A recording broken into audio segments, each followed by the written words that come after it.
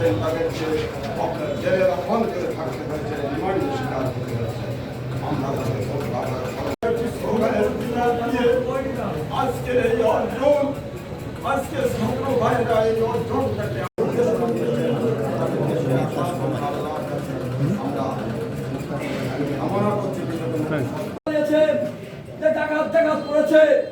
এই আওয়ামী লীগ কুচক্রী মহল এই অপপ্রচার চালিয়েছে নিয়ে তাদের বাড়ি গিয়েছি।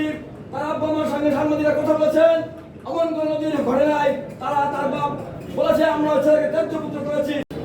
অঙ্গ সংগ্রহ নেতৃবৃন্দ নিজেদের পেশি শক্তি বাড়ানোর জন্য তাদেরকে ব্যবহার করে এই বিভিন্ন জায়গায়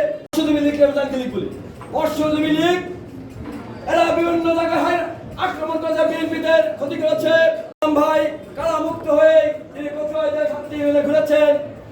আজকে দলের মধ্যে ঘাটতি নাই।